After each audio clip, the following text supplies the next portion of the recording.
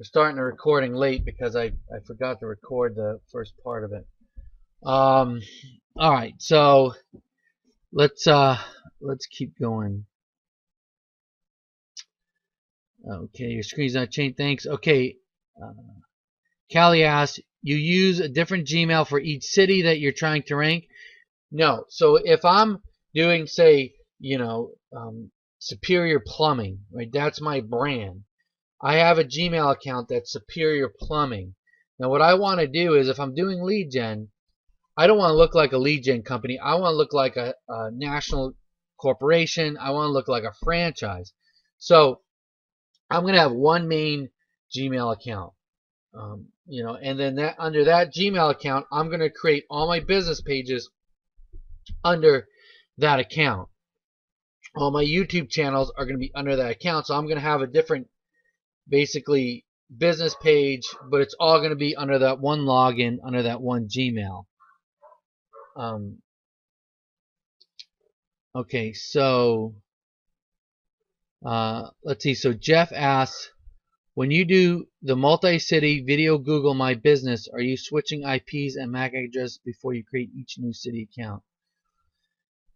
I do not. I am not doing that.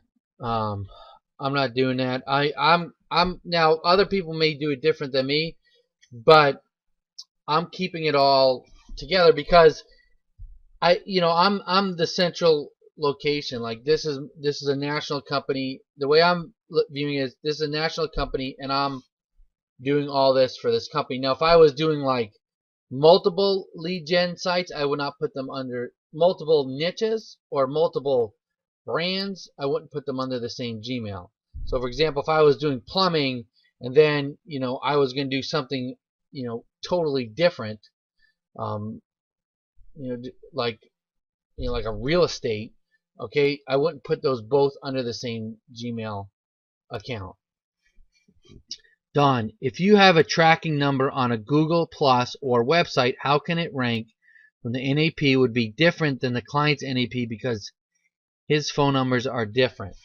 I mean, that all depends. So a lot of times, when I'll take on clients, their stuff is so messed up that I'll start from scratch. But if you're going to go with if you're using their existing phone numbers, you can either, one, get access to those old accounts and change the numbers if you want to use a tracking number, or two is if you're creating new accounts, you just create everything with that tracking number, and then you put that phone number, that tracking number, on their website. So one thing to remember is, whatever you're creating on your Google business, your citations, anywhere, it also has to be on your website somewhere. It doesn't have to be in the main heading, but it has to be somewhere, so that they match. Yeah, Belva, I don't know. Let me see. See the questions. I can't show the questions because let me try something, okay? Because I'm getting them here on go to webinar, but here's what I'm going to see what I can do, because you can't see the question box on the replay. You'll be able to see it. All right, so here's what I'm going to do.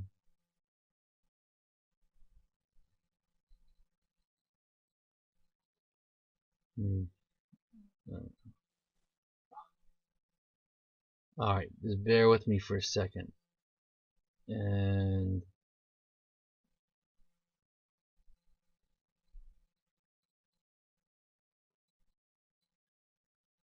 definitely got to get a faster computer. All right, capture image. Okay, so let's see. Let me move this out of the way. Okay, so now you guys can see this, right?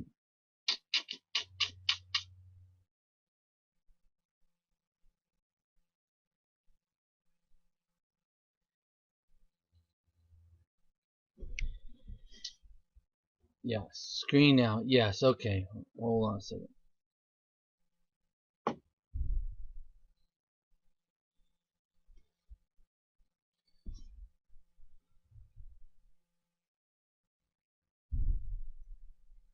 All right. Here we go. All right. So now this is gonna be. All right. So if you have track number, okay. Okay. So Paul D. With Google My Business page, how do you set it up for a fitness business where business is registered to the home address but training is done at a sports center? Well, what I would do is I would, you know, you know, it, and well, I mean, you could see if you set up at the sports center, it may be hard because you don't want to mess with their listing. You can set it up at the home address, and then you know, let me think about that one for a second. Here's what you can do, and some stuff are workarounds, right? Like there's not like just a one solution. So what I've done before when I've had businesses, we created suites. So say this fitness center, if this trainer, if he knows the people at the fitness center real well, and say they're 123 Main Street, he can create a suite number, say 123 Main Street, Suite B. Okay, and then when he sends that to them, they're going to receive the mail, even though there's no Suite B. They'll still send the mail to 123 Main Street Suite B. So you can try and do that. Other than that, he can try to put the sports center address there, but and it'll still work because there are multiple things. There's multiple businesses at one location. It's just not ideal. I mean, the most ideal way to go is to have your own unique address, but I can imagine he wants that address in my business because if someone sticks it in their Google, if someone sticks it in their Android phone and they're going to use it to the maps feature as a GPS, they're going to want to go, wanted to take them to the sports fitness center, right? So okay, so Tina asks, do you ever use a PMB box at a back and post nearby your home? My client did this but used his home address to get Google My Business verified. Do you know if I can safely change his home address? I don't know. I've heard that Google is cracking down on these mailbox locations. So it would depend on why do you need to change the address? So you can hide the address so people can't see it, and but I don't know why you would need to change it. Okay, so James, I mean your question on your presentation software. I mean your question. I don't know what you mean, James. So if I didn't answer what you're saying, then let me know. Okay, we saw the question when you changed over, Jeff. Okay, that just answered my question. Joe, how did you get that panic and anxiety video done for you? If it's a Fiverr gig, which one is it? I'm in a niche where I need this kind of video. Thanks.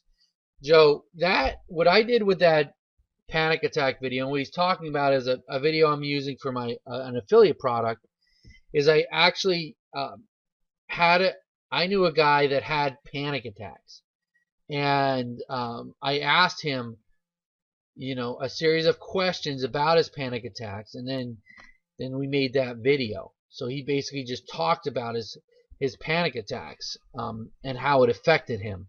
And then I took that audio and I had someone make that. Now, what you want to do is if it's a niche you're familiar with, then you just write a script and have someone do a voiceover. Then you take that voiceover to, there's gigs on Fiverr, There's gigs on people per hour, and you can have someone make the video. Steven Saunders, you can print screen, then paste to MS Paste to show like Greg does. Yeah, I know Greg does something, but I'm not. Okay, I'll have to try that another time. Okay, let's see here. All right, so let me try this again. I got a few more questions here, not a whole lot.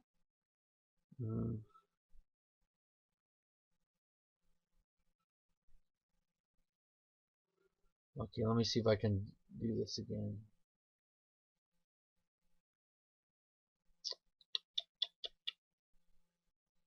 All right, I'm going to figure out a better way to do this on the next Webby, I promise. I'll get with Greg on it.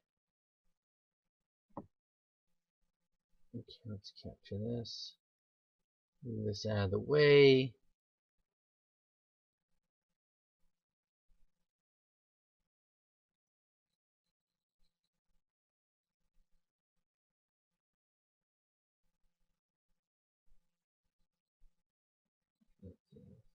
The file. Okay.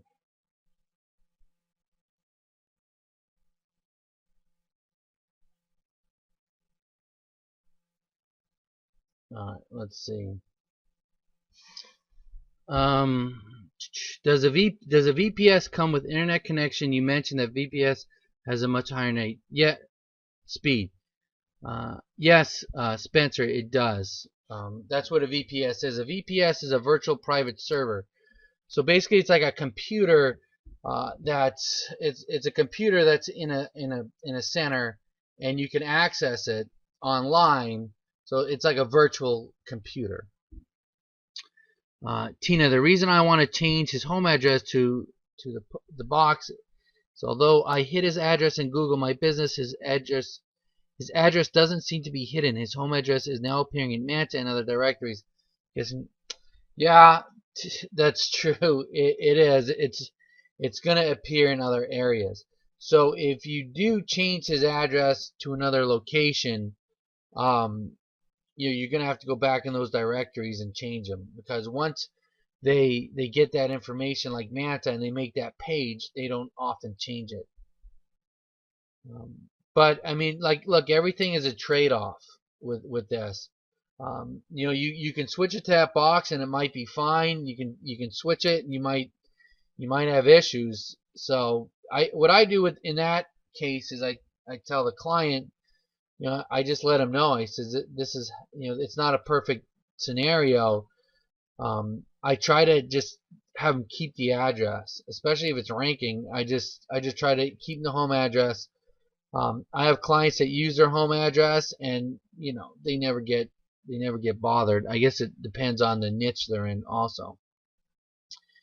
So Peter asks, hi Joe, are you finding that videos on YouTube that are short, between 30 seconds, are not getting ranked? If so, what is the optimal video duration?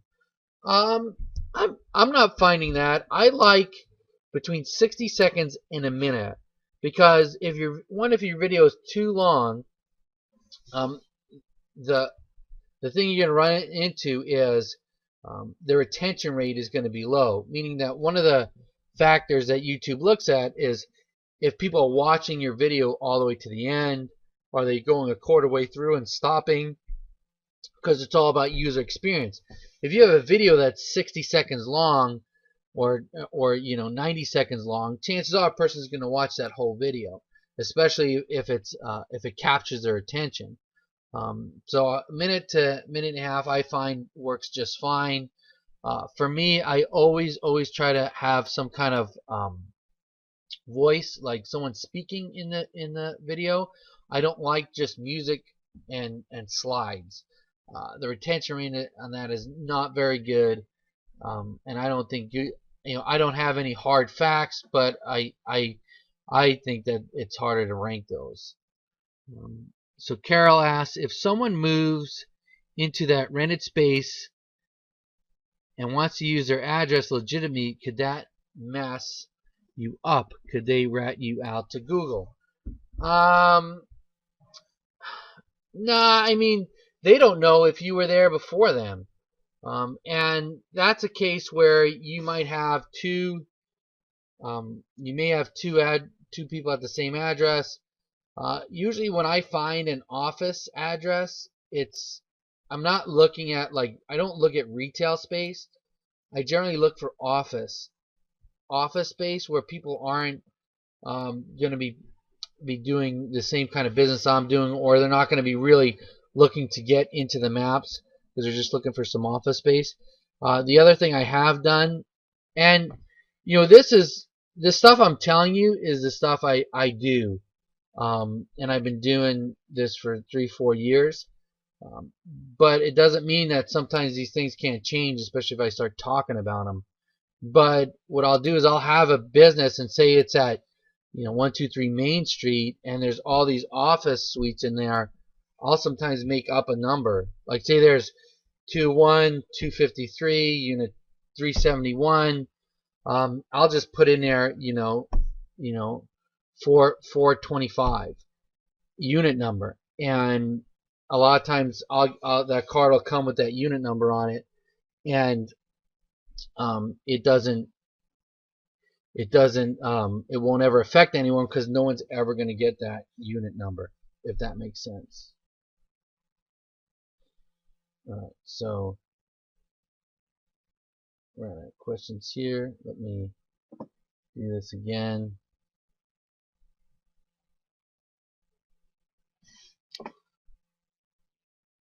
Okay.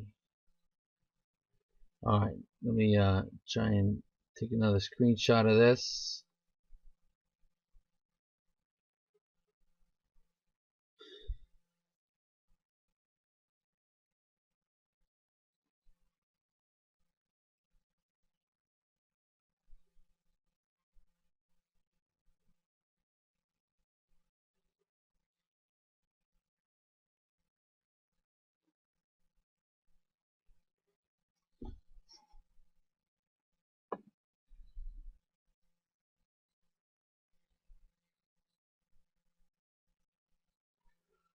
Okay, so how long does it take to rank YouTube videos using the methods you taught?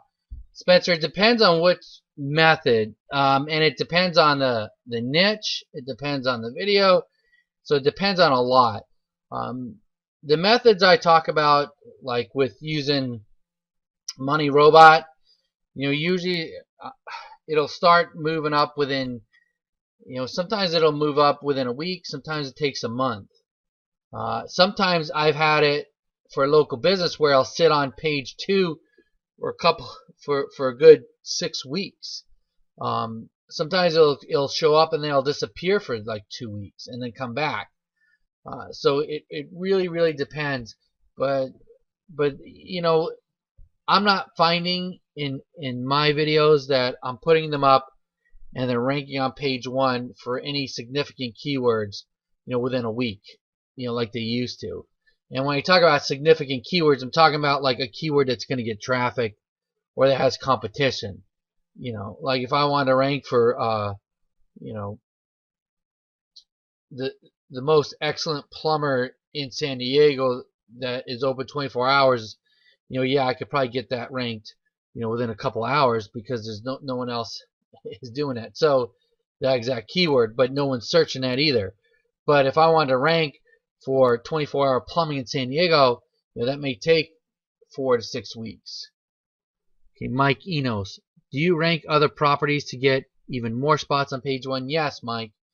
Oftentimes, when I have a website that's like I'm just starting, my video will rank a lot of times before my website. My Yelp page, Manta, is real good. They rank real easy, and I do a press release. The press releases I do are from PR Reach, and they're video press releases. And I know the owner of PR Reach, and he did SEO for years, and then he opened up this press release service. So he actually creates a video for your press release, and then they do social bookmarking and everything else to it.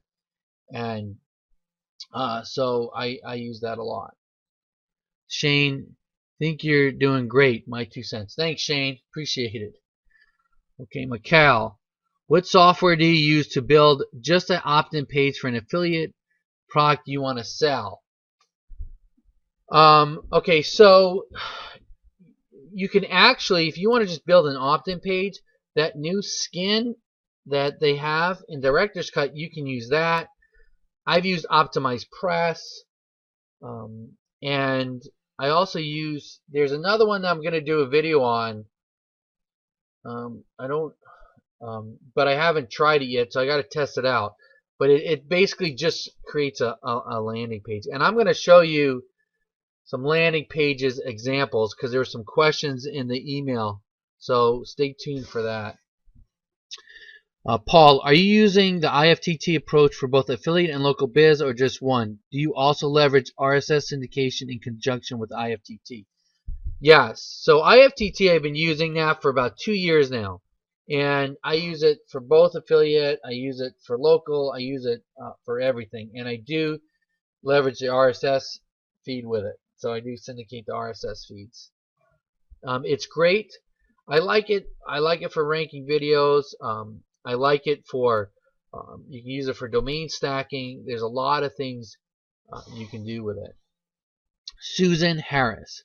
How would you handle the situation where someone does see clients at their house, so clients know their real address and phone number, but the business owner doesn't want their real address on the website or citations, wants privacy from the internet since it's their home address? I can do the address forwarding and a call tracking number, but I'm just wondering if this is the way to go. I hope that. So, okay, so when I do the forward, the mail forward, I do that mostly for lead gen stuff. I don't generally do it for clients because you know that method is a little outside the box, obviously. So what I would do with her is I say, listen, here's what we have to do. Let's set up a virtual office, and it's going to cost whatever, $75 to set it up. You only need that virtual office technically for 1 month, and I have videos that talk about how to get one. And when you're looking for a virtual office, you don't want the main like virtual office like that you always see. Let me show you. Let's pull something up here. I don't know what's on. Okay, so let's go to Google. And I have a video on this, but I'll show you real quick what I'm talking about.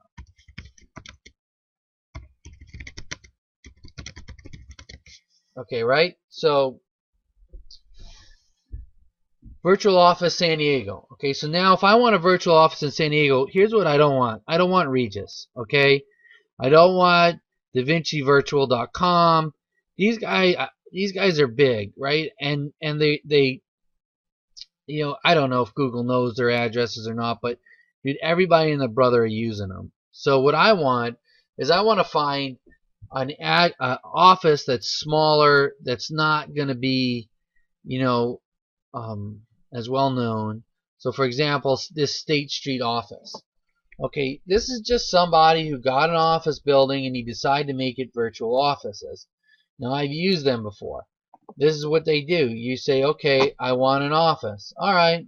So you get their address and they create a suite number by just saying your suite number is, and they make it up right when basically you're talking to them. And as the mail comes, they'll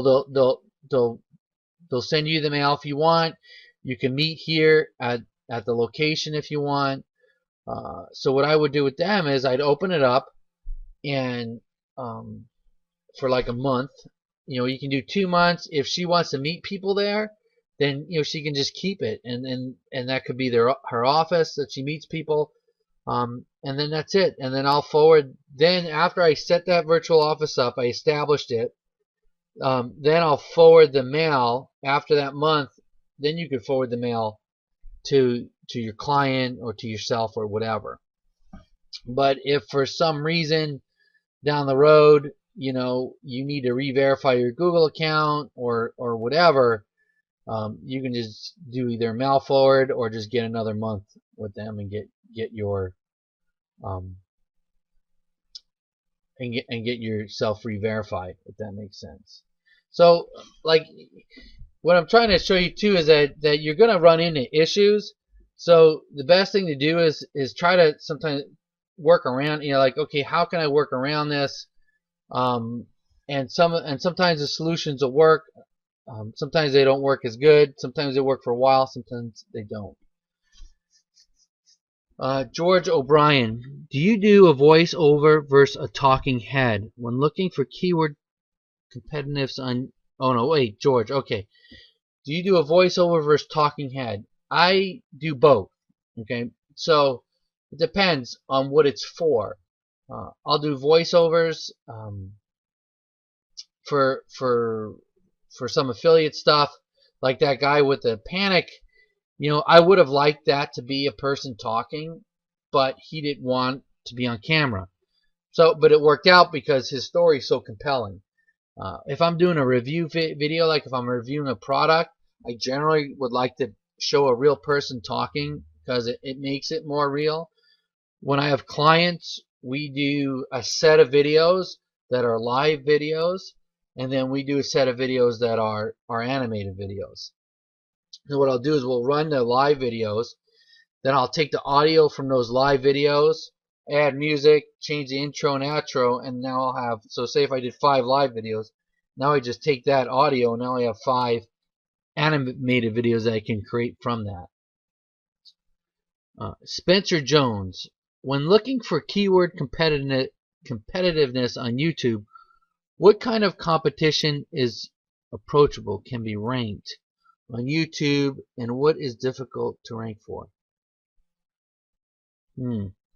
I mean, it all depends on the on what you're going after. Like, is weight loss going to be hard to compete? Yeah, probably. You know, but is, you know, losing weight after pregnancy going to be hard? You know, probably not as hard as weight loss. And even if you see videos that are ranking, like I've outranked videos that have, you know, 300,000 views, and that are highly competitive. But what I would try to do is like in the training that I show, I kind of try to show you guys to go to the micro niche and get down to those keywords that are less competitive. If it's less competitive, in Google, if it looks less competitive to rank your site, it's going to be less competitive for your video.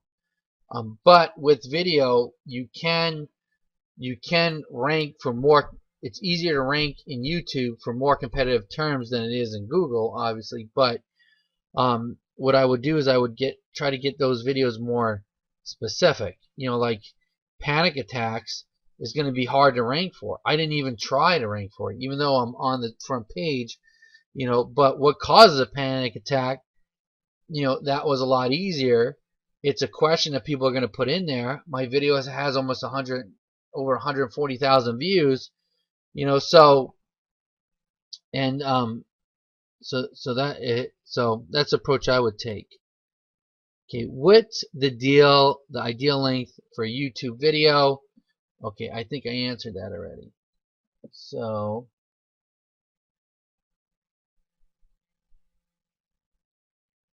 okay, let's see. Okay, let's try this again.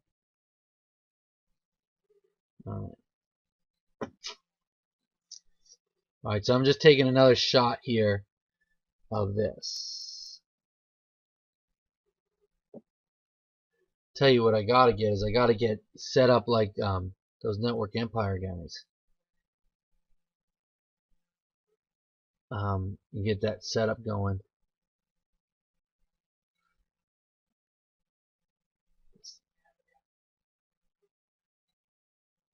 Alright, save.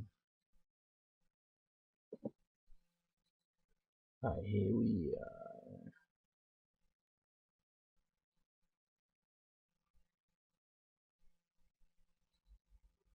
Okay. This is a good way to do a screenshot. Thanks, Fran, if you're talking about what I'm doing right now. Okay, so Do you use IFTT software connected to a YouTube video to help rank? Yes, I do. I'm going to show you a little bit with IFTT too after these questions. Yes, I do. That's the main thing I use IFTT for. It's to embed the video, and you know that's why I use it really. PR Reach sounds interesting. Yeah, it's really a good product. The owner's name is Rob Burns. He's a good guy, so it is a really good product. Explain how you are using IFTT, Angela. Okay, I will. Also, put this question in an email. Do you ever put a link back to your money site in a recipe in IFTT? Jeff. I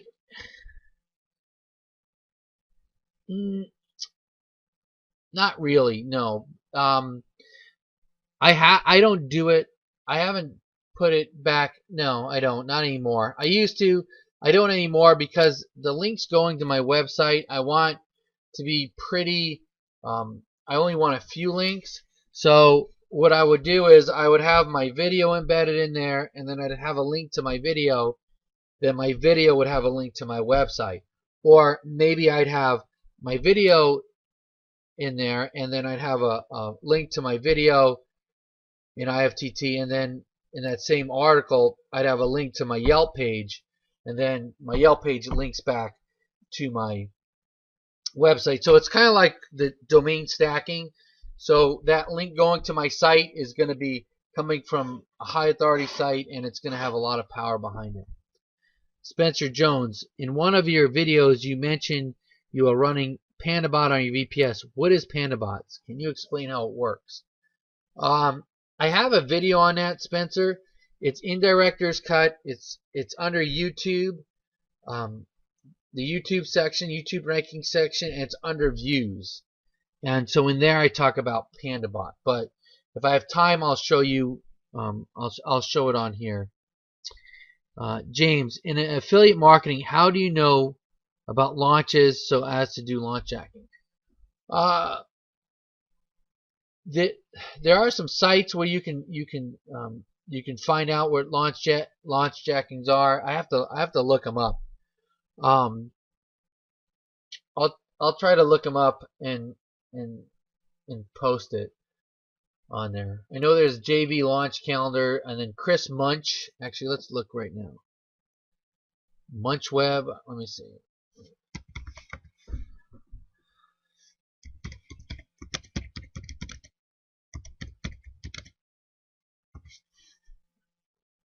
Muncheye. Okay. So if you go to Muncheye, MUNCHEYE.com. Okay, here's where there's a lot of launches. All right, he's kind of gets most of the launches right here. So you can go to Muncheye and you can find that. You can find a lot of stuff there. All right. Really, the guy with panic text didn't want to be on camera. Yeah, imagine that. Okay, so Susan, do you use the Optimized Press plugin or theme? I use the theme, but I use the old theme. But really, if you want to create a landing page, I mean, you could just use. You don't have to go crazy, especially if you can just put a video up and put an opt-in box in on a regular theme to get started.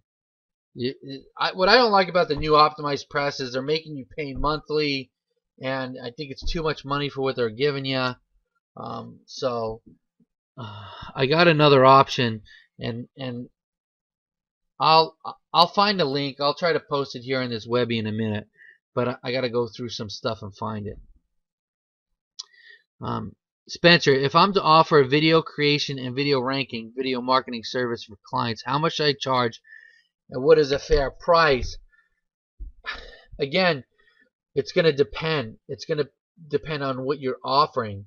It's going to depend on the niche. It's going to depend how much money he can make off of it. What's the competition? I'll tell you how I do video marketing. Okay, I do video marketing Two ways. One is this tube heist method that I actually been doing that for probably 3 years. It's how I got my first client that paid me 32 grand, right? And what I do is I find videos. If you heard Cotton talk about it, it's very similar. I find videos that people have paid for, and I have places where I find lawyer videos, where they're just like find law. They have a YouTube channel, and all their videos are on there. And those people that pay Fine Law thousands of dollars for those videos. And there's other spots where like national video producers, where you can go to their YouTube account and they post all the videos they create, and they charge their clients like a minimum of $1,000. So I'll find someone there that is a small local business that looks like they put some money into their video. Their site needs to be optimized. Their video's not ranking on page one. Their website's not ranking on page one. And I'll simply make them an offer. I'll say, look, I will rank your video, and you don't pay me until it gets to page one. When it gets to page one, you pay me $100 or $150 or something, right? And now that's not a lot of money at all. It's actually not even worth doing it for $150. But what I do is I sign a little contract with them. When it gets to page one, what happens is now all of a sudden I'm the guy that actually got something done, because odds are this person has hired someone to do SEO, has hired a web designer. He was told they were gonna get on page one, and it didn't happen for him. So now I made it happen for him. So now my foot's in the door, and I can snowball that video ranking into web redesign, Google Places, optimization. I can create more videos for him, and I can move that up to a much larger package. Now the other thing I do too with videos is if I have a client that I take on, and I always make videos for him, and that's like an add-on. So I have a video guy. His name's Owen Hensmith, and he writes scripts, he hires an actor, he shoots the video, he does all that for me. He charges me like $300 to $400 a video. I get a big discount if I order 10 videos at a time. So say I ordered 10 videos and it cost me $3 grand, I charge the client $6 grand. So that's how I do video marketing. But if you want to just rank their video and you want to charge them, you gotta figure out how much leads is he gonna get from that video, and how much of those leads worth it. And I think Cotton has a really good client, how to figure out what to charge a client in Director's Cut. He covers that pretty extensively. Okay, let me see some of these other. Oh man, okay, I'm getting a little behind here, so let me try to catch up a little bit on some of these questions. Let's see. Oh wait, no. Hold on a second.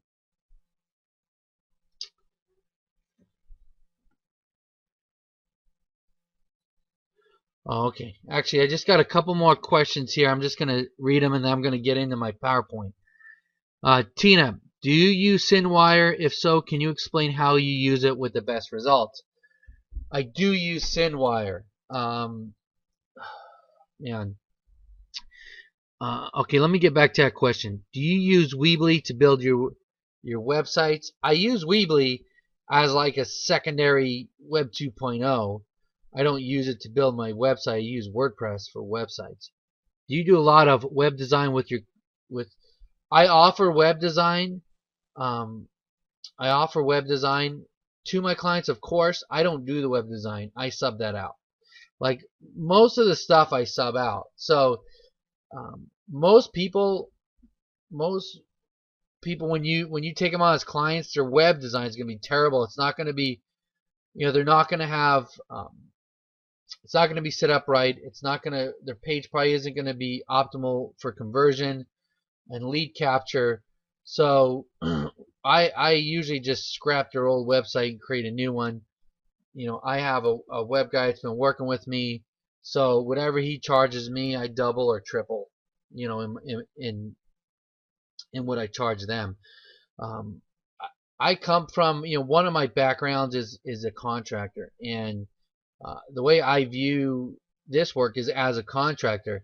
If I was learned web design, learned SEO, learned how to make videos, you know, I would never be able to get any clients because one, I'd be learning all that stuff, and then I'd be fulfilling all that stuff.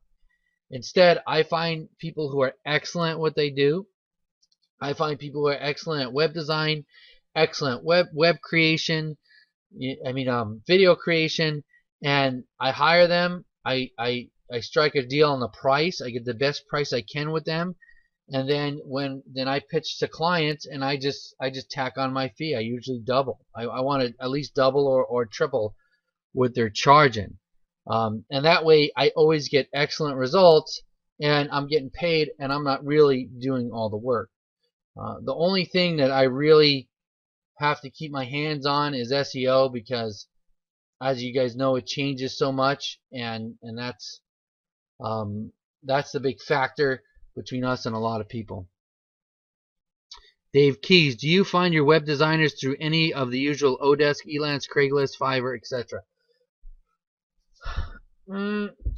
Yes and no. So my low-level web people I find on those places, like if they're setting up my PBNs, or they're doing like some small sites for me.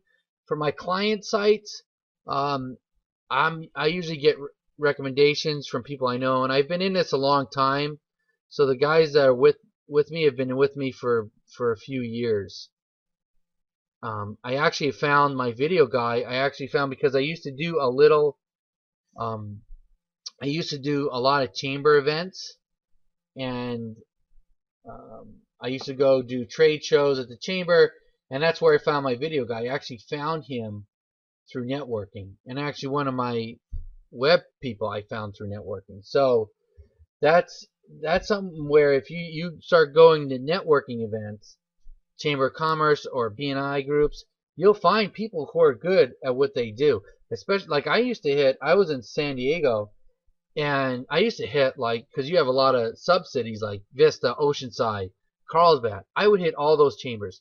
And you can go to the first meeting or two for free. You don't even have to sign up. So I would go to all their events, and I would just get people's cards. And the people that I mostly want to do business with was web designers and video guys. Because, you know, the video guy, you know, his client probably wants to rank their stuff, or or the web guy, the same thing. They know how to make websites, but they don't know how to do SEO. So it's very synergistic, and that's where I find a lot of my high-level people. The low-level people I'll find on Craigslist. On Odesk and other stuff. So hope that answers your question. So let me get back. I'm going to get back to these questions, and then because I think I ran through all the ones on the question box. So, okay, all right, we already went through this one. So let's see if I can. Okay, Jennifer says, thanks for some content and inspiration filled office hours tonight. Oh, her hands were full. And guys, if you emailed me, I put the questions on here. I cut some of them out. I appreciate all you guys saying you like the office hours. That really encourages me. So thank you very much. So she says, you said you normally rank videos and send people to an opt-in page. I'm assuming then that the first time you send the prospect to the affiliate offer is your email follow-up sequence. The only call to action in the video takes them to a traditional opt-in page where they leave their info in exchange for a free gift. The selling then begins once they are on your list, right? Yes. So basically what happens is, in my video I say, listen, go to this website, and they have a really good information on this, or they have a video you can watch, they have a free booklet you can get. So now when they go from my video to this new website, they're not going, I'm not on that website. That video on the website, the guy talking isn't going to be me, right? Because I'm saying this helped me, this website helped me. So it's going to be a video, it's going to be someone else's voice, and then they're going to say, hey, get the whatever, the report, or watch the video, and then it gets them in a sequence. So when they put their email in, it's going to take them to the page with what I promised them. It's going to give them the download. It's going to give them the video. Under the video, there's going to be a link to the product. Then they're going to get a series of emails for that product, or in about that niche. Say it was marijuana addiction, they're going to get, you know, a bunch of emails on how to prevent marijuana addiction. Like I'll find videos and create a page, and then I'll email them and say, hey, check out this new video I found on you know, what marijuana does to your brain. They click the link, it takes them over to not the video, it takes them to my website, a page on my website where the video is. Then underneath it is the offer. Do you do different kinds of videos, talking hand, PowerPoint, animated whiteboard? And if so, is there a strategy behind deciding what type of video to make? For those that are necessarily pre-recorded, such as whiteboard videos, do you always run them through YouTube Live for enhanced SEO value? Yeah, I'm always running them through YouTube Live, or before that I was running them through Google Hangouts. So I always do, because it does give it a push for the most part. And like I already talked about, I do all kinds of videos. And at the end, she's talking about the videos I showed for smelting. And I mean, the video demos that I put in Director's Cut are just videos I put in there to show you how to do different things. Like the first video, they're just videos I had on my computer. So the video was on how to put a link inside, you know, right? So you can have a link actually inside your video, go to your website. How to use Google Local, how to use Google YouTube Live. Now, those videos are kind of a theme, because that website, and I also create a Facebook page and Twitter page for it. I'm building out a bigger thing. So that's I'm building out like a bigger niche on it. Now what I want to do is I want to show you, because for this question I actually want to show you guys what I'm talking about here. So I did do some preparation here. So the question she was asking was, okay, so here is a video. Okay, this guy's talking about 60 reasons to quit weed. And it's an informative video. It's very informative. He makes a lot of sense what he talks about. Then you hit this link and it takes you to his landing page. His landing page is very simple. It says a free video reveals how to quit weed without withdrawals or sleepless nights. You know, and he hits some points that people want, like natural marijuana detox. His success rate beats NA, so it says a great success rate. And then you just put your name and email. What happens once you put your name and email in here, it's going to take you to a video. Once you do that, it takes you right to the video, and then he sends you an email. And then in that email is his offer. Then he sends you a number of other emails, and so on and so forth. So that's one way to do it. Another way is like this panic away. Now, for my panic video, I used to send people to this landing page. Now, this landing page is actually the landing page for the product. And he has a nice video here, but then look what he has down here. 3 things not to do during a panic attack. So if I'm suffering from panic attacks, right, and I see 3 things not to do, do I want to know what those 3 things are? Of course I want to know, right? Because so he's already piqued my curiosity. It's not like things to know about panic attacks. That's too broad. This is 3 things not to do, right? Not to do, not to do during a panic attack. So, it really is a great call to action. And then so right here, it's a way of collecting emails. So, and then when she was asking about my channel, let me see here. You know, like on my channel here, what I'm doing is I'm trying to, let's go. This is a channel that I'm using. This is really, I'm just using this more as a demo to show you guys stuff.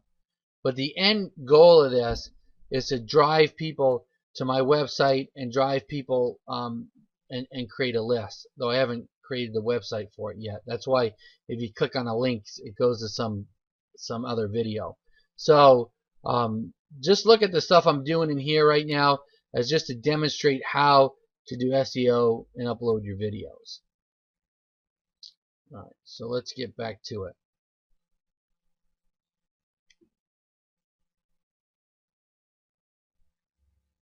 All right, so let's get back to it. Oh, all right, from current slide.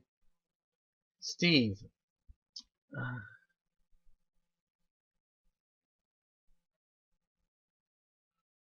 Oh, looks like this got combined with the last one. Okay, so Steve is looking. Oh, okay, I know what this question is. Okay, what he's doing is, this is it here. I've scraped. I thought it'd be great if you could do it. Okay, so basically, all right, his got to take his link out of there. What Steve was asking was he wanted a more in-depth videos on lead gen. I know Fletch did some stuff on lead gen. I did some stuff on lead gen, a little bit on lead gen in the full NHP. We are working right now on an over-the-shoulder series, so I'm going to be showing a lot of stuff on there. And if I do plan on doing one for lead gen. I just got some other stuff we got to get through first. But if you have lead gen questions, you can ask them here. Okay, Sean, just want to thank you for the Trust Tracker info. Had a site that has ranked for a couple of years with no sales. Threw up a couple of Trust Tracker links a week ago and made $69. Beautiful, right? There you go. So it does. So it is working, right? So that's fantastic. Thanks for that experience. I love to hear it when you guys this stuff works for you guys and you guys are having success. So Eddie, hi Joe, my name is Eddie. I just joined the director's cut and I'm going over the material on how to rank videos. I'm so impressed with your teaching. Thanks Eddie, appreciate that. My question is, if you offer some kind of training on how to rank videos and citations or regular money sites using GSA. Okay, so GSA, man, that's like that's a whole nother deal. Now I don't know if there's any full training in GSA. I know Jimmy Kelly has a separate course on GSA, but I don't know. I use GSA, but I don't know it enough to feel comfortable to teach it. But if you want to rank videos and citations, you don't necessarily need GSA. Something like Money Robot will rank most videos and a lost citation depending on obviously the niche you're in. But really, I only use GSA right now as tier 4 links, and I haven't even run mine in the past month because those mass links, they're just getting too risky, more and more risky. That's why if you go if you take the strategy that Network Empire offers with their one feed and with their domain stacking, that is way more powerful than GSA is. Okay, so thanks YouTube stuff. Great, I'm glad that YouTube stuff is helping you guys. I noticed from the post Mike shared you were also planning to move to Central America. Oh, yeah, well, I moved there. I was there for a year. I was in Costa Rica for a year. I'm back now in New York. Okay, so he only does lead gen for local SEO. Another thing I noticed from your post you shared was that you have a system for creating lead gen sites. That is what I'm struggling with right now. I waste too much time creating a site, messing around with different themes, images, logos, etc. I'm so far away from being able to crank out 50 sites a month. It's ridiculous. If you had any advice on how to systemize it, what themes you recommend, etc., that would be great. Okay, so I don't do 50 sites a month. That was a technique I did when EMDs were easier to rank. We'd bust them out.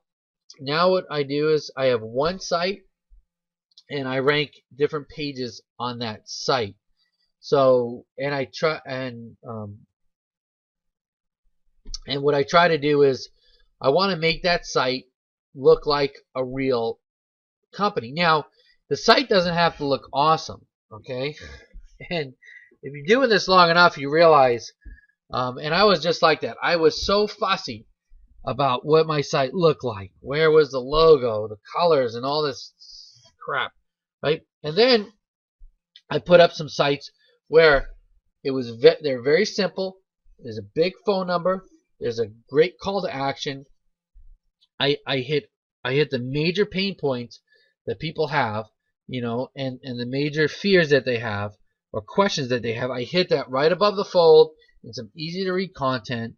I have a logo. The site looks good. It's not overcomplicated, and the phone rings. Okay, because think about it. If you're looking, and it all right depends on the niche, but if you're looking for a plumber, and you want a number, right? And when I'm looking for something, I just want a phone number. I'll look at the site and I just, okay, let me call them. And the first person that answers the phone usually gets my business. Now if it's something more intricate, like a lawyer or something else, that might be a little different. But for most construction, you don't have to go crazy with the site design. Actually, this scan that these guys have in Director's Cut is just awesome because it's easy to use. The design's there for you. If I was doing lead gen, or creating a new lead gen site, I would use that skin, and then I would create a page for each city, and then I would do the domain authority stacking to each of those pages. And the thing is when you have all your city pages on one site, you're building the authority of that one site. So all the work you're putting into that is building and compounding. So when you get to a certain threshold, you're going to put up a city page. It's going to rank automatically because of the authority of your site. Whereas if you're building a bunch of separate sites, it's just like you're never getting off that wheel.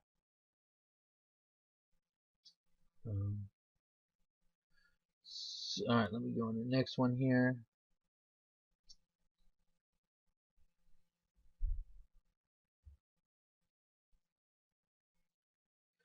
Okay, Craig. Please provide as much training regarding Money Robot as you can. I own it and would like to know as much about it as possible. Your videos were 100 times better than what... Well, thanks, Craig. I appreciate it. So I did do 2 more videos for Money Robot about... just a couple more videos on how I use it. And I think Mike has secured a pretty nice discount. And he also secured it to where right now if you get Money Robot, if you guys don't know what Money Robot, what I'm talking about,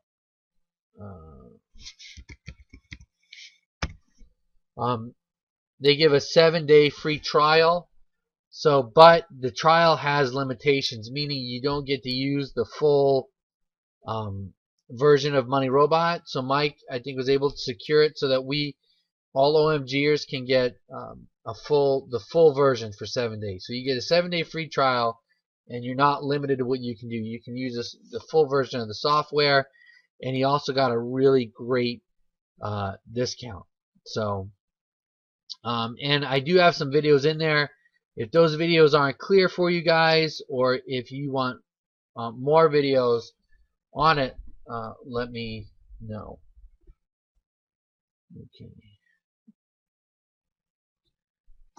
Okay, Jason, I just have a quick question about the new video on ranking videos. I'm unclear how to add a YouTube video link to social bookmarking. You said to get up to 30 manual bookmark things, but I thought you could just add your website URL. How would you add a video link to all these bookmarks? Okay, so what a bookmark is, whoops, let me, okay, so I pulled this up too. Let me see where we're at with this. Okay. So here's a bookmark, okay? Diigo is where you can get bookmarks from, and you can add. So I add a bookmark. So what's going to do is it's going to ask me for a URL, right? So let's say I want to bookmark this URL. Actually,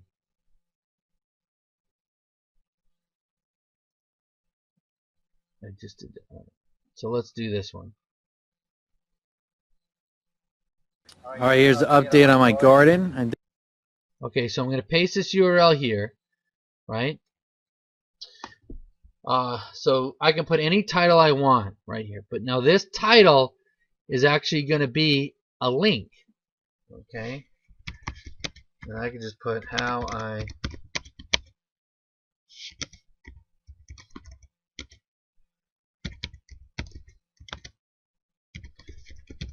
Now, when I tell you get a Fiverr gig, what someone's going to do is they're going to go do bookmarks, and they're going to do these manually, because you can do this with software, but they're actually going to go into accounts they own, and they're actually going to bookmark your site.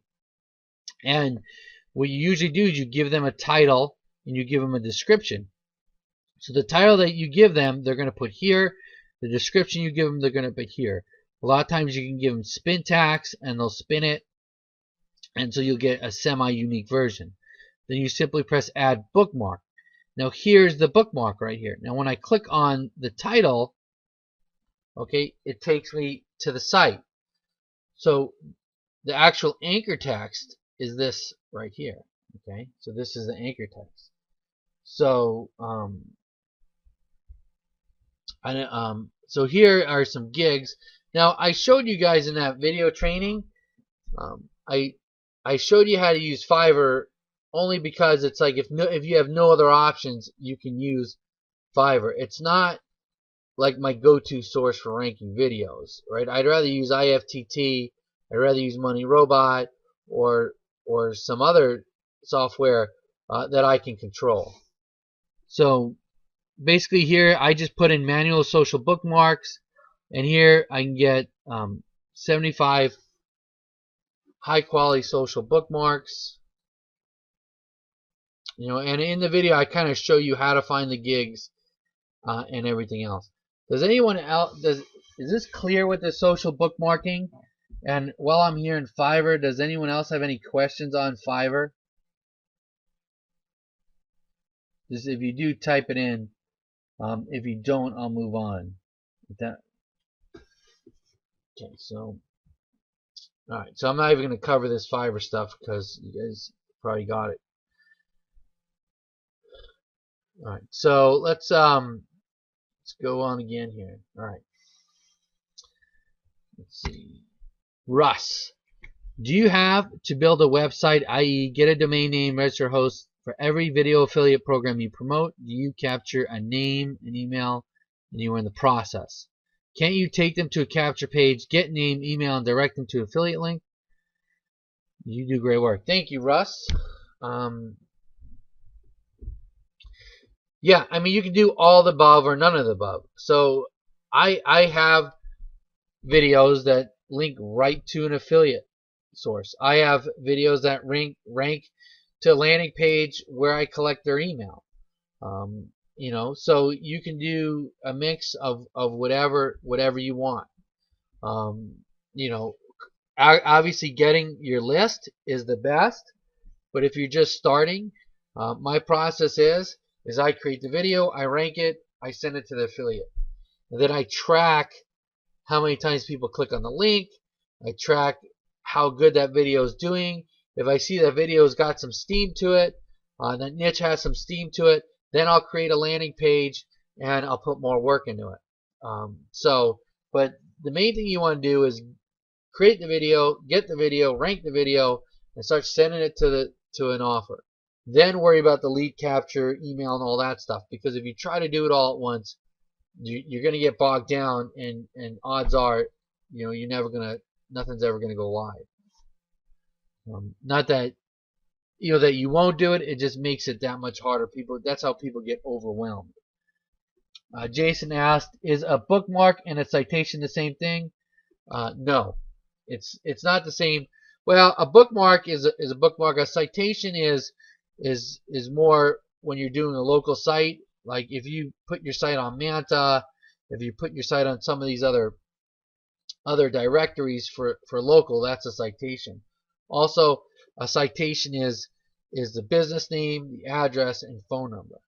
So whenever I do, so if I'm doing local stuff, or creating content, I'll put my address, name, and phone number everywhere I can. So if it's a local business and I create a video, the address, phone number, business name goes on in the description of the video. If I'm creating articles, that citation is going on the articles, so that address shows up all over. Marlene, thanks for all your training so far. I have started contacting potential clients about ranking their videos. Would be great to see your training on this client getting strategy so I can be more efficient. Do you know when it would be ready? Yeah, I'm still working on it, on the client getting part, and here's what I'll do. I'll show you something real quick. Let's see if I can do this.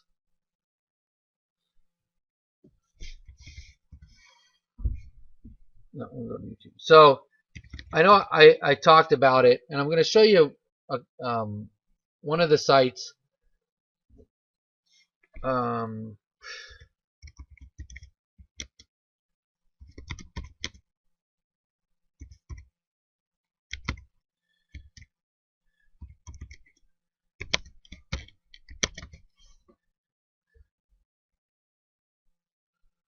Alright, so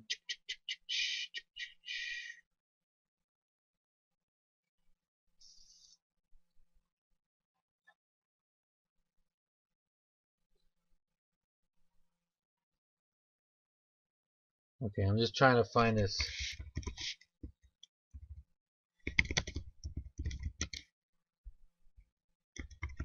So what it is, I just did a demo on this. So what I'm doing is I'm trying to find the site. Okay, here's the site right here. Okay, this site used to be called Turn Here Local. Professional photos so or videos if you see, if you look up here, you'll see this is what it used to be. But these guys is their national, basically almost an ELANS for videographers. So when I first started a few years ago, I had a client. He was in New York, and I needed to shoot. I needed someone to go to his warehouse. I needed to do a shoot for him, and we needed to make a couple of videos. So I hired these guys. These guys charged me at the time about $800, and they gave me they gave me a list of guys that I could pick in the area, right, to go out and do the shoot. So basically, the guy got like $600, and Turn Here got $200. Now, all the videos that they create, they put here on their channel. Now, I know if you guys have been, Cotton's been talking about this with Yellow Pages. But here's another source right here, and if I'm the gist of what I'm doing is, like I said before, is I'm looking for somebody, and then I'm going to make them an offer, an irresistible offer, right? An offer they can't refuse. Now, when I'm looking in here, I want to find a video. I don't want a video that got posted necessarily last week, because here's the thing. So these guys put their video up, like this roofing that I was trying to find. They put that video up almost a year ago. They spent a lot of money on that video. Probably whoever sold them that video told them, if you make this video, you're going to start getting phone calls, you're going to start getting leads, this video is going to improve your business. What happened? That video didn't do nothing for them, right? Because it ain't ranked anywhere, it doesn't have any views.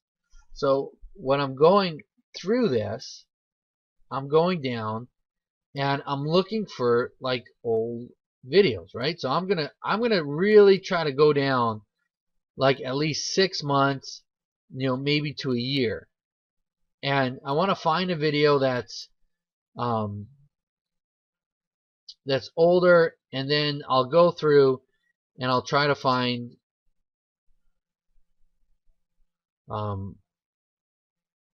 their site, right? So instead of doing all this, I'm going to show you what I'm talking about. All right, so let's go back.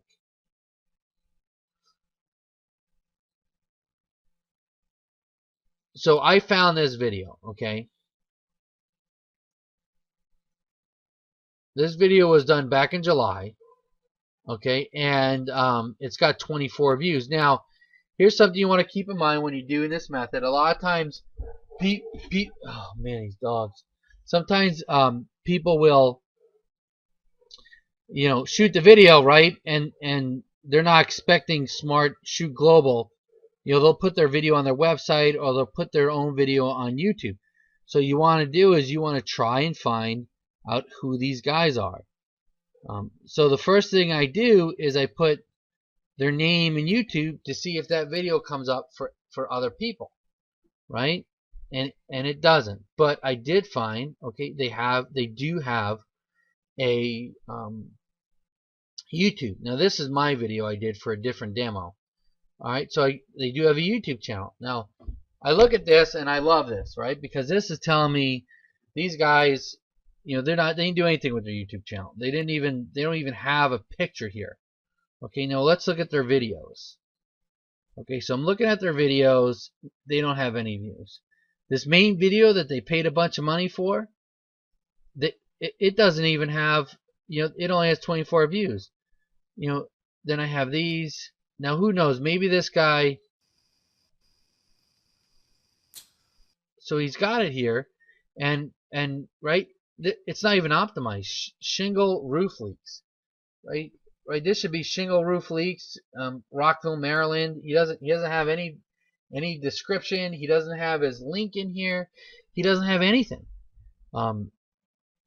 Right, but he's making an effort, right? Someone told him to make these videos, or somebody's actually shooting these videos, but they're not getting any traction. Okay, so this one's the one that's optimized the most, and still he has a very limited description here. And we go to his website, right? And we'll see he's got, his website's okay, but his video's not even on his website, right? His website isn't even optimized correctly, right? So then my next step is I'm going to go to Google,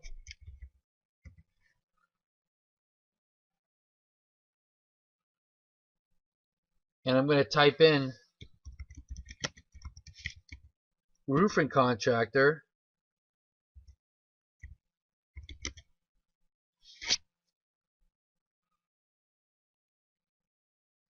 Rockville, Maryland, right?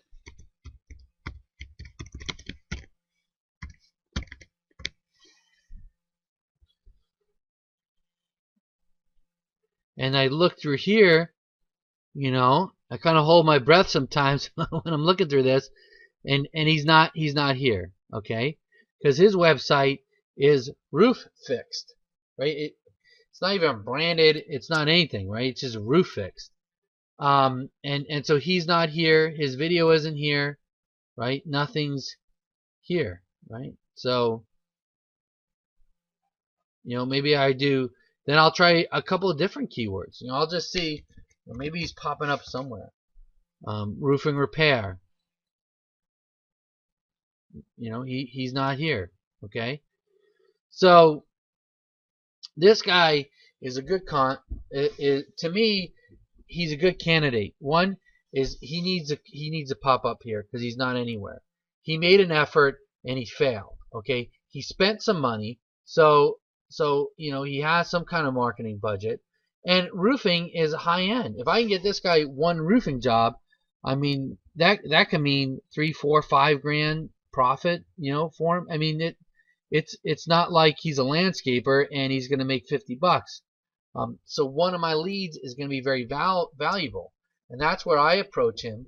And my offer simply is, let me rank this video, and when it's ranked, then you pay me, $100 a month, right? And he's not going to believe that I'm going to do it. Odds are he's going to, because he's been screwed so many times. Maybe not, but I mean, a lot of times that's the case. But then once I do it, I become, a hero. The table totally changes, and he's wondering how can he work with me, because I did something that these people have been promising him for years, and I did it, and he didn't even pay me yet.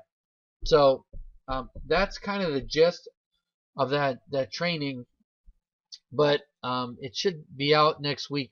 I still got I'm trying to work on a couple of things on it, because there's a way that I email the video, but I'm using a new service, so I have to work that out first.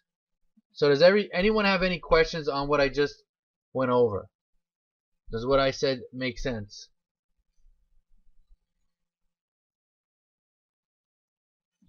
So just put a 1 in if you got it.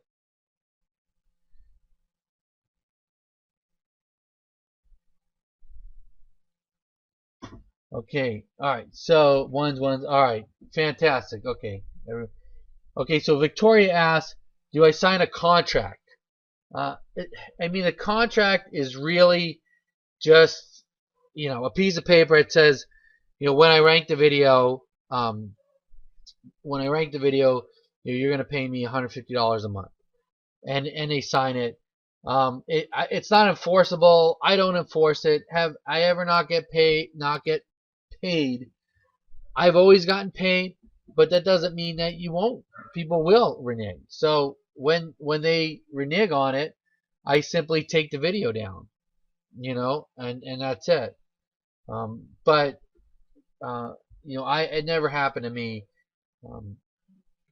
Okay, so Angelo, 4:30 a.m. Thanks for the training. Gonna catch some Z's. Okay, Angelo, get some Z's. Thanks. Very good. Very good. Hey, Spencer, you said that you rank your video. Do you rank it on your own account? Yes, I create my own account. Like so, for example, in the demo I was doing, let me see if I can get back to it. No,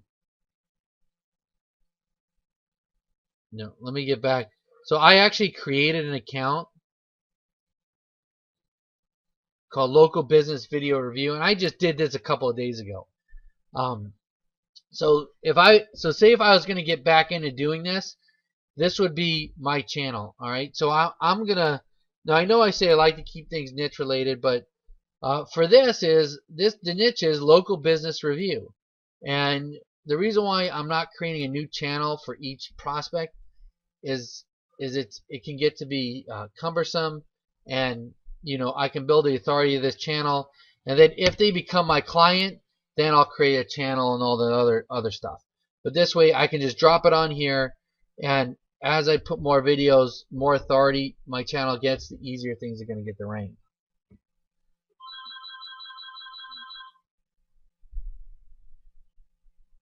Alright, so Colin asks, do you rank the roofer's original video with the original URL, or do you rank a copy of it that you control? Oh man, his phone's ringing. Hold on a second.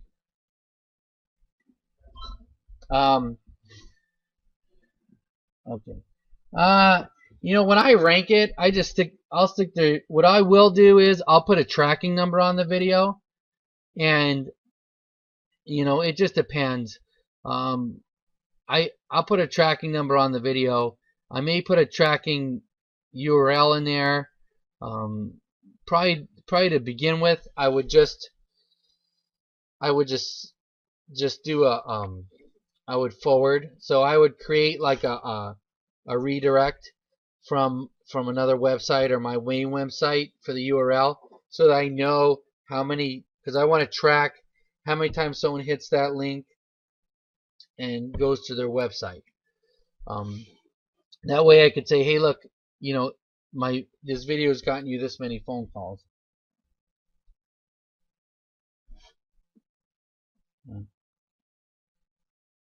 So Carol says, who's the company, not YP? I mean, you can use YP. This one was called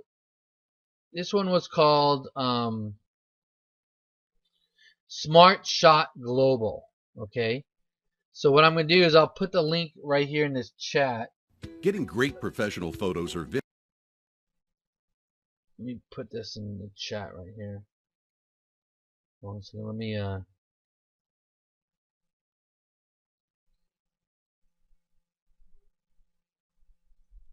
okay, you guys all get that? Should have gotten that. That's the link to that's going to be the link to that video. All right. So let me just go down.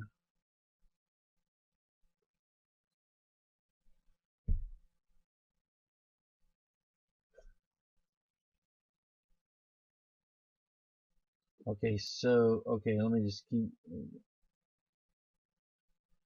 Angela says you don't have to make. You can just make it private. Yeah, you can do that too. You can make it private or make it unlisted. And then if you're like, hey, what happened to my video? Then you can put it back up.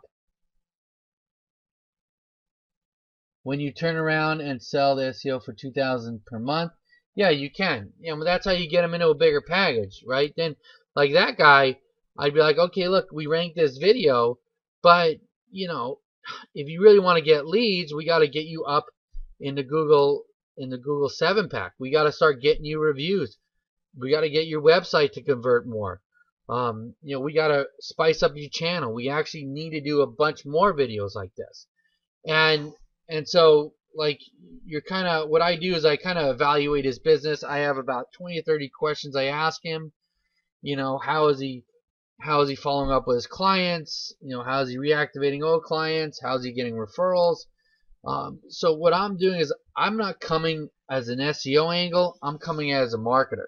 So when I come out in as a marketer, marketing his business, getting his phones to ring, the amount I can charge goes way up because I'm doing a lot more for him. Even though it's like the same things we offer, but I'm just doing it a different way. And the other thing I've done before too is with these videos, and I'll tell you right now how it happened with this client that I closed, is I ranked his video and he was shocked, right? He was floored. He's like, hey, when can we sign? Blah, blah, blah. And then he started giving me the runaround. And I just told him, I says, look, man, I ranked your video and I didn't, it's a longer story, but basically I told him I ranked your video and, I didn't know if you wanted it or not. So I called two of his competitors and I named them. And I told them what I did for you, and I said you were kind of undecided if you wanted to go with me. Would they be interested in talking? And as soon as I said that, he was like, yeah, he signed the contract. He was just trying to squeeze me. But the point is say if you rank a video and then the guy's like, I'm not going to pay you, you can say, well, that's fine. I'll tell you what, since it's up there, because I'm not spiteful, I'll leave your video up there. But I'm also, I have appointments with some of your competitors. Once they sign with me, I'm going to take your video down and I'm going to actually put their video there.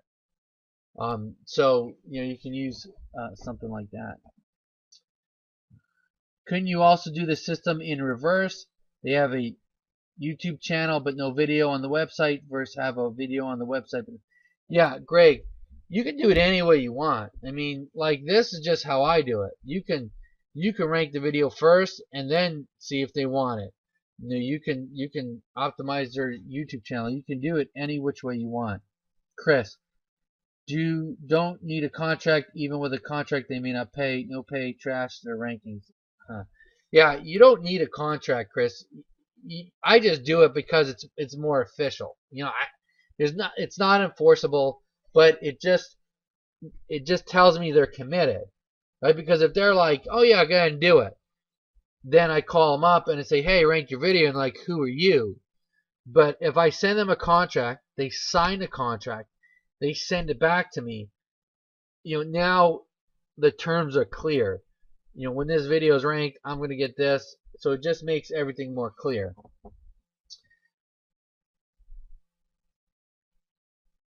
Angela, and then you have the possibility of working with them in the future. Yeah, exactly. What this strategy is, it's called Whiskers.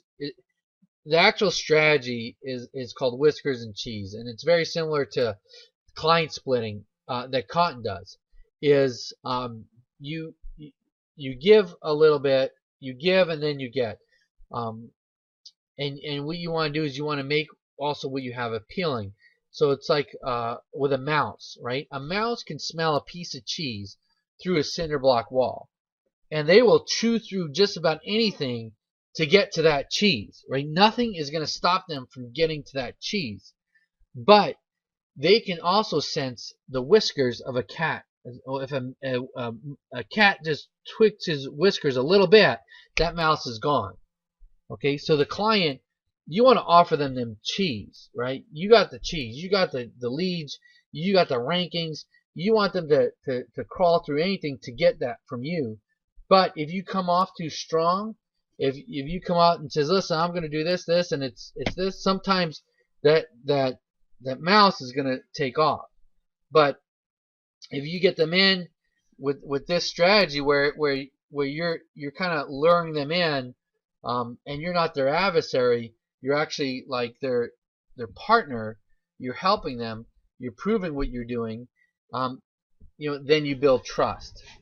So hopefully that makes sense. I don't know if I explained that Whiskers and Cheese theory perfectly, but you can look it up online. It's how I came up with this strategy. Okay. All right. So let's okay. Let's see. Let's get back to. Okay. Let's do this. I got a few more questions here. So what I'm going to do is I'm going to take another screenshot so you guys can see it.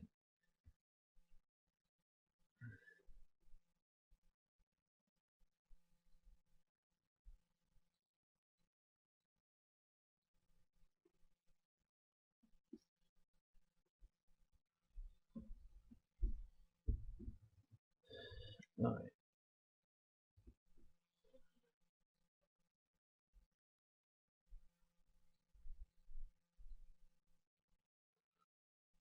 Okay.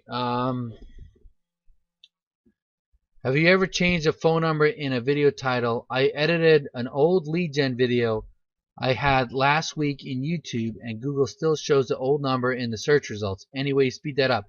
Andrew, it's really just a matter of your video getting re-indexed or re-crawled. You can send it through a ping service like bulk ping, but sometimes you gotta wait. Like, Google will crawl your video a bunch of times, and then sometimes it can be a month before they crawl it again. So it's just a matter of time. Victoria, how much would you charge to create and optimize a channel for the client? What I do is, like, if I rank their video, I'd get them into a package where that was part of the package. So creating the YouTube channel, right? But I would say, listen, if I create your YouTube channel, you got to create your Facebook, you got to fix your website. Because I come in and I say, listen, I want to get you phone calls. I said, but I'm not going to do something that's not going to get you phone calls. If I just do your YouTube channel and you pay me to do that, and I charge him, $1,000, he pays me $1,000, he's expecting his phone to ring. Even if I told him, look, if you do that, you're not going to get the results you think, he's still going to expect his phone to ring. So I provide them with a package where I take care of the whole foundation and the basics, and get them to start ranking. So usually I'll start anywhere between $5-6 grand to $10 grand start, and then $3 to $4 grand a month. You know, I'll go as low as 1,500. You know, if you're just starting, you can go a little lower than that. But if it's, I don't do the one-off things, but you can do that if you want. What would I charge? It would depend. You know, if it's a landscaper, to optimize and rank a couple of videos, you know, maybe I charge them $800 setup, $1,000 setup, and a few $100 a month. I don't do that anymore. You know, if it's a bankruptcy attorney, a lot more than that. Tracking number, is that a special call fire number? George, it's just a call fire number. You can get Twilio, call fire. It's a way of tracking and recording the phone call. That way, you can, because a lot of times when you get clients, you know, you'll set things up, videos for them and their website, and they'll call you and be like, I'm not getting any leads. You know, you did this work and I'm not getting any phone calls. And believe me, when I first started, I would get those calls and I'm like, how are you not getting calls? And that's when I put tracking numbers on stuff.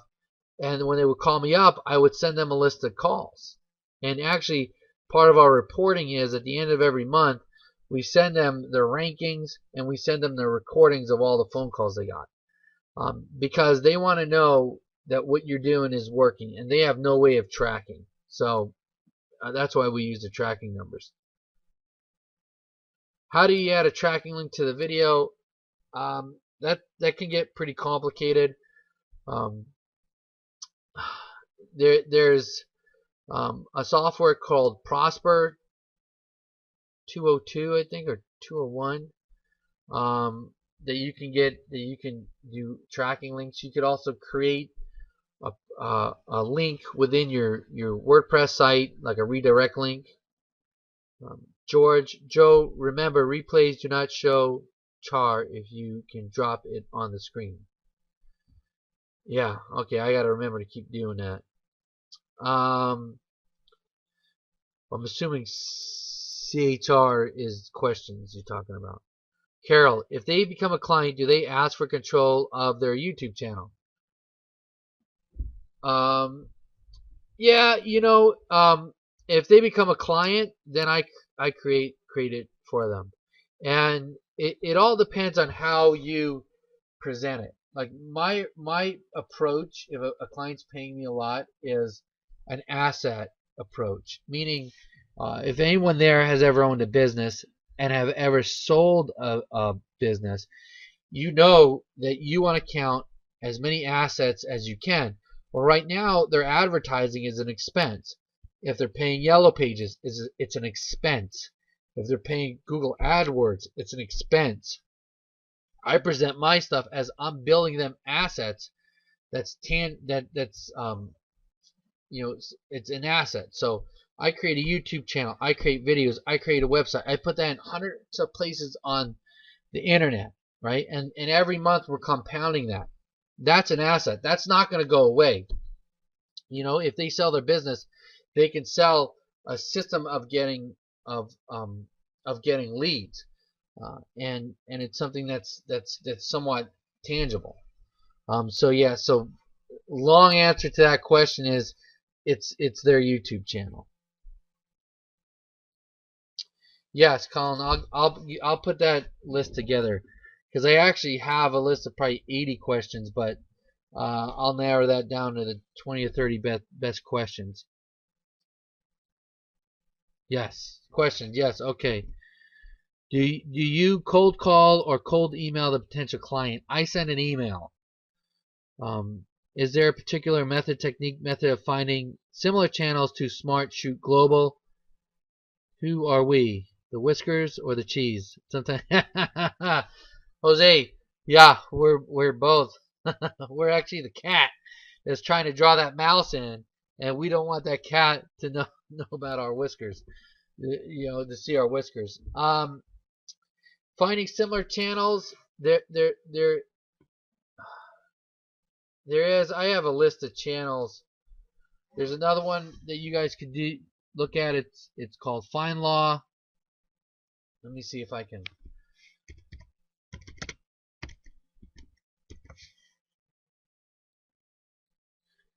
Okay, so Find Law. This is a channel. This is all lawyers. Okay, these guys are all lawyers, and believe me, they paid a grip of money for these. I'm going to paste this in here. They've paid a grip of money for all these videos that they put in. Another method that I do is, say I'm looking, you can simply go in here and go dentist, right? So here it's going to give me a bunch of videos. Now what I want to do is I want to go back here, you know, whatever niche you want in your city, if you're in a certain city or any city really, and I'm going to go back to the second or third page, and I'm going to try to find a video, and this is a longer process, but I'm going to try to find a video that somebody created, and it looks like they're trying to rank, but it just didn't go anywhere. And you know, so that's another method that you can do. Like, see somebody spamming these stupid videos. You know, so that's kind of that's another way that you can do it. All right, so okay, I think that takes us to the end there. Let me see if we got any more questions.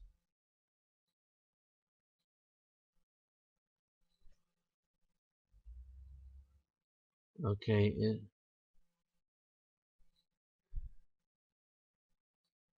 Okay, I only got 2 more questions here. So Callie asks, 7-pack questions. I do over 90 citations, 20 more than number 1, but still ranking on number 5. Number 4 also has 20. It is a new site. Any recommendations on how to beat the ranking PA1 on the site? You have to build the domain authority and the page authority of the site. So citations is only one of the factors. Okay, so there's a number of factors. It's one of the factors is citations. Another factor is your website. Is your website on page 1? You know, odds are if your website's on page 1, you're going to be in the 7-pack, or you're going to be higher. So once your website starts gaining ranking and authority, then that 7-pack listing is gonna go up. And also, it's not the number of citations as to where you have your citations. In the training that's there on Google 7-pack in the larger OMG course, there's a search string you can use where you can find all the citations that your competition has. You could also use Bright Local for that, or White Spark. Bright Local you can use for free for 30 days. So you can use the full, you know, the full the full everything they got there for free for 30 days. No restrictions. So you can actually go in there. You can put your information in, like the Google Places section, and it'll pull up your competition, and it'll show you all their citations and the authority of all their citations, and then you can see where you're not, and you can put yourself where they are. And then it's a matter of domain stacking and building the authority of your site.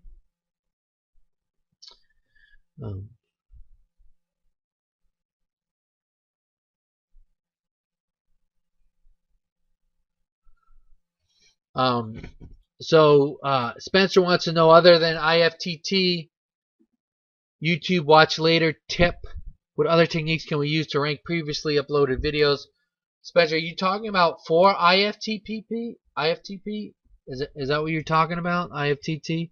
Or other? Like, I mean, for previously watched YouTube, you can do any, you know, you can do Money Robot. If you're using IFTT, you can do a WordPress post, and you just do the post yourself, embed the video, put the link in, and then send that WordPress post through IFTT if you want.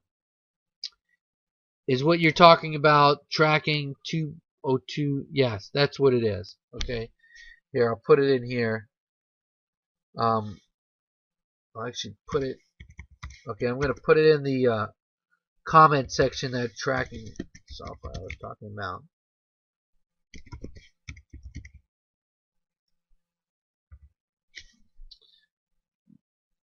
Okay, there. Okay, so Spencer, 7-pack. Spencer wants to know what the 7-pack is. That is when you Google search something in a local, for local, like say roofing, like how I look for Rockville roofer or Maryland roofer. There's going to be, they call it the 7-pack. It's not always 7. It's the list of Google listings, Google Marketplace or Google Plus listings, the map listings that show up in the search results.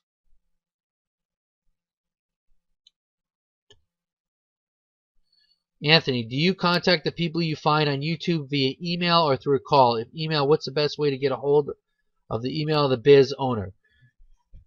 Anthony, this is where it gets a little tricky. So, like, I like contractors because it's usually easy to get a hold of the owner and get his email.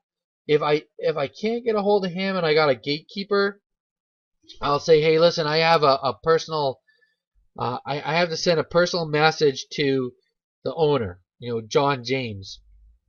And she's going to say, well, just send an email to me and I'll forward it to him. Well, then I'll say, hey, so he lets you accept his personal emails? Because this is a personal matter. He doesn't mind you reading that. And a lot of times he'll just give me his email, and, so that's kind of how I'll get it. So Spencer's from India. He wants to know if he could use Yellow Pages, Turn Here, Find Law. Yeah, I mean, yeah, of course you can use that. Why not? They don't know you from India if you send them an email. Can you use IFTT and Money Robot? Says Peter. Yes, you can. So if you set up your stuff in IFTT, yeah, let's go here. Like IFTT, right? And I know Kant went over this too, and he had someone on who's really an expert at this. So I know he's doing a follow-up with him. So you could always check in Cotton's section on this too. But what I would do is, because right now I got if YouTube, then WordPress, then that post is going to get bookmarked. And then I could also do WordPress and Tumblr. But what I can do is this WordPress site, I could run this WordPress site through Money Robot. So YouTube is going to, this WordPress site. Now if I'm running this WordPress site through Money Robot, then I'm building the authority of this WordPress site. So what I find is if I run links to the video, it helps. But if I embed the video on a site like WordPress and I run links to that page, that also helps my video to rank. So if I'm running links to a site that my video is embedded on, it really helps to rank that video. Let me ask you, someone asked about SynWire. Does anyone else have any questions on SynWire? Is anyone else using SynWire?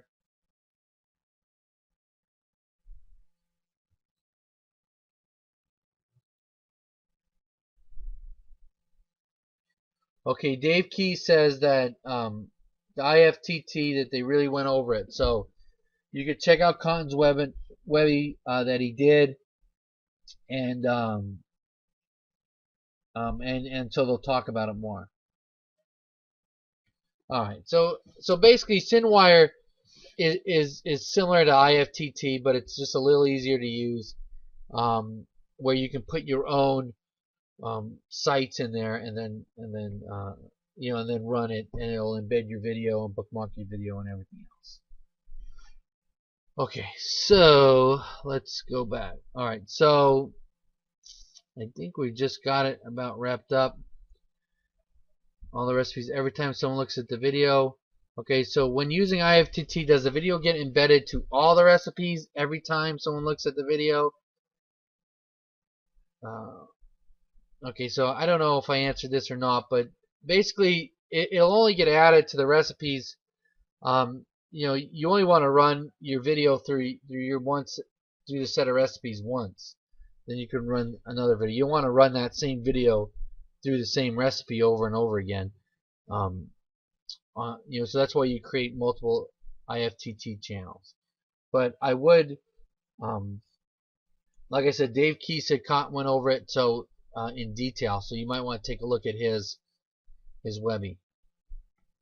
Joanne says, forgot to add that I'm using a version of the time management as you suggested. I have a goal in mind to reach every day. It's not always reached. Some days I manage to get the tasks done.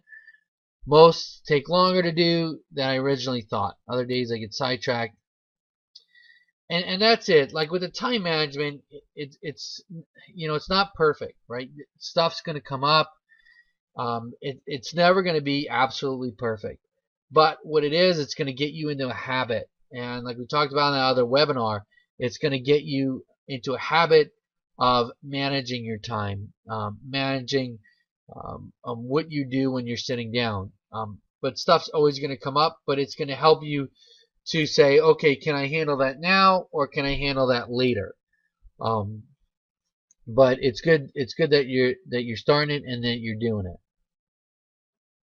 Okay, so I recently secured my first client. He does not have a storefront, works out of his home. So I set up a Google My Business page for him using his home address so we could get the Google verification postcard. And I verified his listing. I wanted to confirm the next step. So they sent out the card, it came to their address, and they verified it.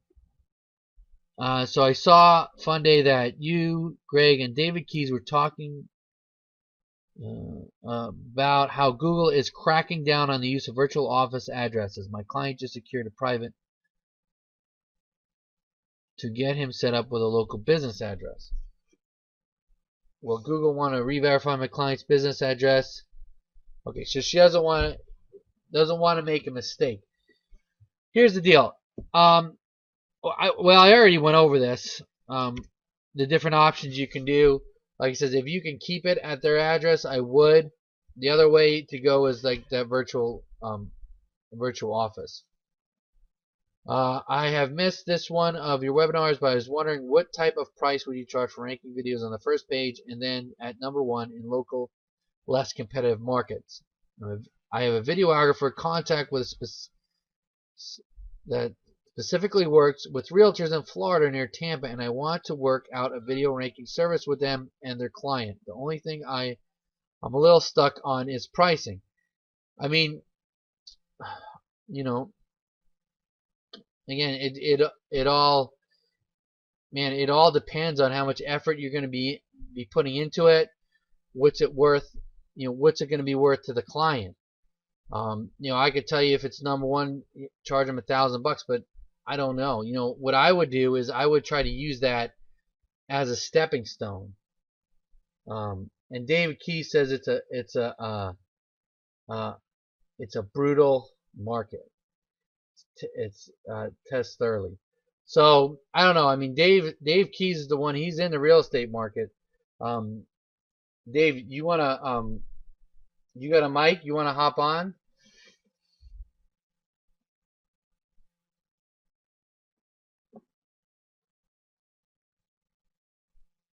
Let me see.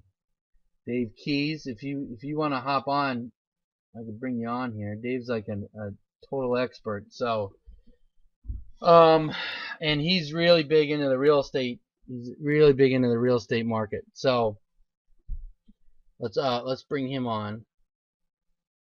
And that was my last question. So we'll see. We can see. All right. So we'll see if Dave comes on, but again, okay, Dave is ready. So Dave, I have to find you on here now. Yeah, I know. I gotta find you first. There you are. Okay, so let's. Okay, Dave, I unmuted you. Can you hear me? I mean. Yeah, can you hear me? I can hear you. It's a little low on my end. Let me see if I can turn it up some. Okay, I think I got it. Just a second here. Can everybody hear Dave out there? Yeah, I got the mic turned up Yeah, all the way. okay. Okay, we're getting a bunch of yeses. Okay. Okay, cool. So, man, thanks for coming on, Dave. No, my pleasure, man. I've done some work in the Tampa market before, including some video work. But the videos that I did were for addresses, address-specific searches, right? And last time I did one, it worked, but I do know that Google has tweaked back over 2014. They started pushing back on videos that rank, but I think address searches will work, but real estate as a competitive term like Tampa real estate, that there is no local real estate agency on page one, and the word is out on the street, you're not going to get there. I've tried to rank stuff on page one there before, now not with the experience I have now, but I recognize that market is a very tough market, and I suppose it's because the syndicates and the national brands have specific interest in that market that they beef up those pages, and they're hard to overcome because they want that market. I'm not saying don't try or that you shouldn't do it. You know, you may get in there and whatever it is you're trying to do, it may work, but test it thoroughly, because there's an appreciable level of resistance in the Tampa market, and I've run across this in a few other markets too, like you know, I'll just say Wichita, Kansas. Some markets will surprise you that you think the big ones are the toughest, and sometimes these medium markets can be absolute bedlam in trying to fight your way onto page one. So just test thoroughly before you offer or contract with somebody or engage in a campaign where you have, you know, due to inexperience or not properly anticipating the resistance, you know, that you want to price accordingly. Make sure that you bring in the resources that you're definitely going to need to break through that resistance and that competition, because it's stiff in Tampa. Yeah. So let me ask you this, Dave. If you were able to rank a video for say Tampa, would you just charge them for that one the video, or what would you do? Like, say a client says, I want to rank a video in Tampa. Um, and Well, if I were able to yeah, if do you it, and I could do it, again, this is a little bit like Cotton will say, every client is different and every price is depending on the value to that client. And so it would depend on the client that, you know, if I were to rank a local client in Tampa where there are no local clients on page one at all, every one of the results for like Tampa real estate for sale or homes for sale in Tampa, Florida, all those searches are dominated by Zillow, Trulia, Realtor, Homes.com, Voto, Century 21, Keller Williams, and, you know, sites like that, the national sites. So if I were to break into there, that would be highly valuable for a Tampa local agent. So the price would be kind of high. I do it like you did, demonstrated where it's your video on your channel, so that, you know, if it's like call a phone number or something like that, I'd make sure that I was able to secure that resource in a way that I could swing it around to a new client if I needed to. If it, you know, was for a client themselves, honestly, I'd look real hard at what the client was able to afford and look at the value of that to the client. You know, that page one listing being the only person on there, that's a high value for a real estate agent. I mean, transaction values in real estate in markets like that tend to be like, you know, $4,000, $5,000, $6,000 per transaction and higher, depending on the commission level, you know. So again, I don't mean to evade the question like what would I charge? I charge what the client can afford to be on page one. It would be. oh, you cut out there for a second. Oh yeah, something muted for a second, but yeah, it would be well worth it for them. Yeah. Yeah, and what Dave is saying too is, I just had to mute you, Dave, because I was getting an echo. But yeah, it's like to ask what it's going to be, what you're going to charge. It's very subjective. So you just can't give out a number. You kind of got to do your due diligence. So Dave, thanks a lot for coming on. I really appreciate it. I think it really helped probably help Shane out with this. And so Jeff asked, have you and Dave found that Google won't rank videos in certain niches on page one?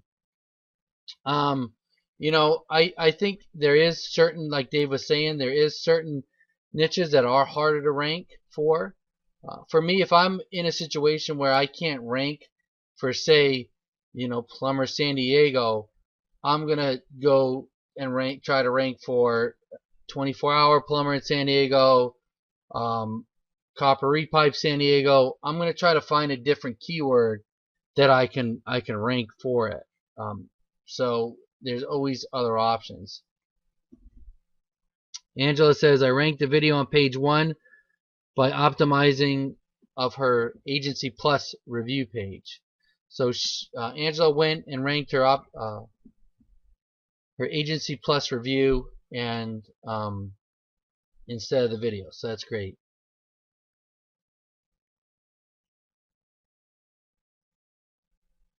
So Dave says he has some long time perspective. So Dave, I mean, yeah, Dave's been doing this a long time for real estate agent. I mean, he's like the real estate agent expert when it comes to this, and so like he says, they're cutting down on that. So I mean, that's something you gotta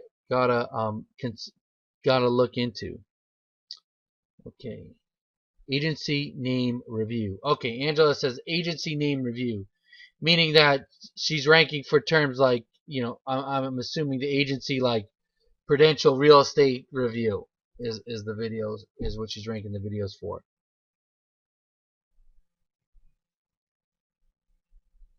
Yes. Okay. Fantastic. All right. Great. Well, look, we've been here over 2 hours, so my voice is getting hoarse, and I'm sure you guys are getting tired of listening to me talking.